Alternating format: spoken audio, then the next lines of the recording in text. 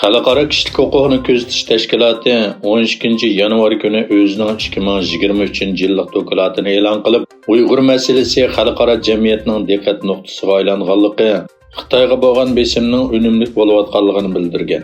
Dokumentda aytilishicha, atalmish Xinjiangdagi kishini seskandiradigan kishilik huquq vaziyatiga bo'lgan kollektiv diqqat Beijingni mudofaa o'rniga tushirib qo'ygan bo'lib, Xitoy hukumatı o'zining qabih qilmishlarini oqlash uchun nihoyat ko'p kuch sarf qilmoqda ekan. Dokumentda o'tgan yili 5-oyda qamaldagi 300 ming Uyg'urning bosh surati va yuqori darajali Xitoy amaldorlarining Uyg'urlarni qattiq bostirishga oid ichki siyosat hujjatlarining oshkorlanganligi o'tirg'a qo'yilgan.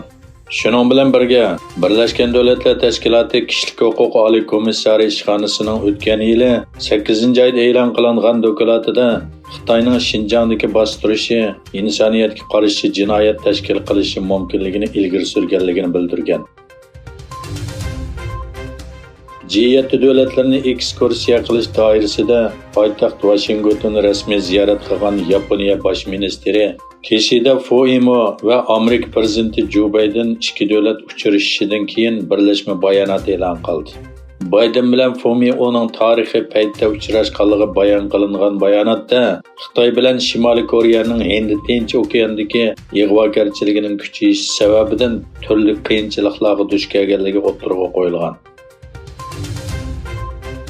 Xitoy ommaviy organlarining Alibaba guruhi va Tencent pay kontrolligi qatorliq gigant shirkatlarda 1% oltin payini setilish orqali kontrollikni oshirganligi o'tirg'a qo'yildi. Bu harakat Beijingning dunyodagi eng chong internet sohasidagi asosli o'yinchilarni texnik kontrol qilish uchun harakat qilganligi deb qaralmoqda. Xitoy Beijing universitetining sonliq ma'lumotiga qaraganda 11 yanvargacha bu davlatdagi Xitoy virusi bilan yuqumlanuvchi 900 millionga yetgan.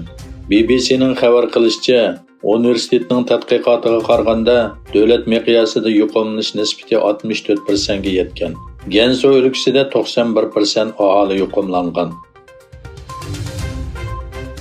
Tayvan armiyasi Xitoyning harbiy harakat kuchi oshgan bir paytda manevr o'tkazdi.